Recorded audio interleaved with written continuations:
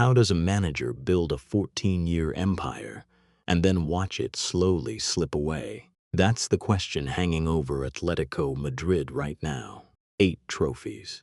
2 La Liga titles in an era ruled by Real Madrid and Barcelona. 2 Champions League finals decided in the very final moments. Seeing Diego Simeone as just a coach honestly only tells half the story, because over the years, he became the club itself. But behind the curtain of all those unforgettable nights, something else was taking shape, something nobody was really talking about out loud. The trophies came less often. The big finals slipped away, and in 2025-26, 3 deep runs all ended without silverware. This is the story of one of the longest managerial reigns modern football has ever witnessed, and of the final chapter being written right now, without a sound. To really get today's picture, we have to step back to December 2011. Atlético Madrid weren't fighting for titles back then. They were sitting 10th in La Liga, going through one of those quiet, frustrating seasons. The club had just parted ways with Gregorio Manzano and turned to a familiar name, a former Atlético player from the late 90s. His name, Diego Pablo Simeone. And what came next? Well, the next 2.5 years became the kind of stretch football tells stories about for years.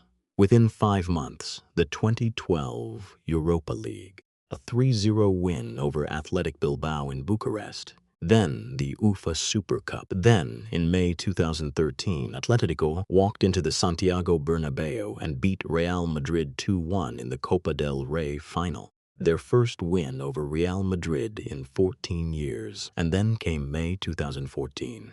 Final day of La Liga, a draw at Camp Nou.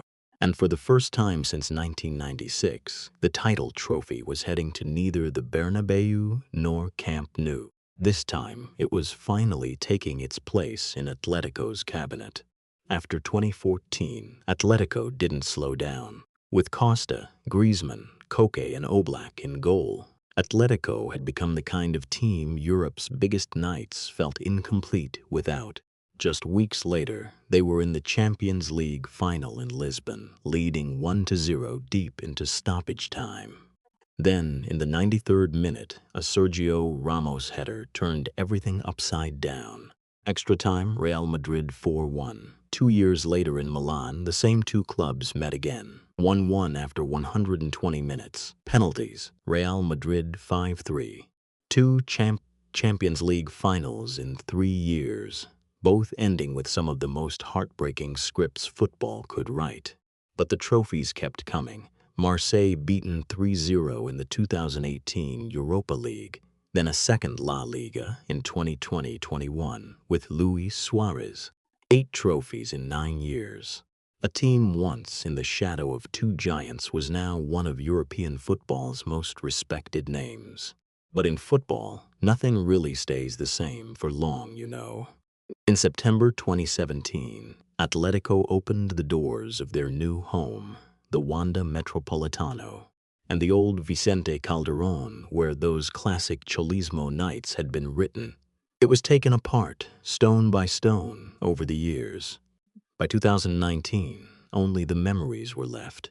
Off the pitch, the squad began to shift too. Falcao had gone in 2013, Diego Costa came and went, and in 2019 Antoine Griezmann left for Barcelona in a deal worth around 120 million euros.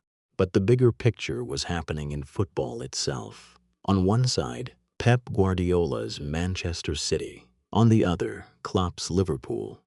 The language of football was changing.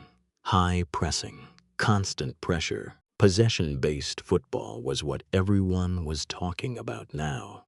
Cholismo, the defensive solidity and sharp counter-attacking philosophy that had built the empire, was still there, still winning. But honestly, it wasn't the loudest idea in football anymore. Atletico stayed competitive, but real silverware became harder and harder to find. By the early 2020s, the picture was getting harder to ignore. Atletico were still there, still finishing their seasons among the Champions League places.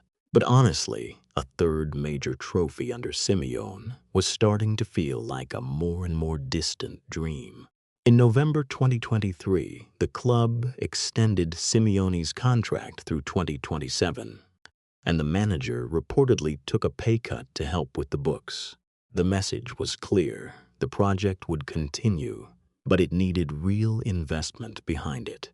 And then came the summer of 2024, knocking at the door, and Atletico had never seen a spending window like it in its entire history. Robin Lenormand arrived from Real Sociedad for around 34 million euros.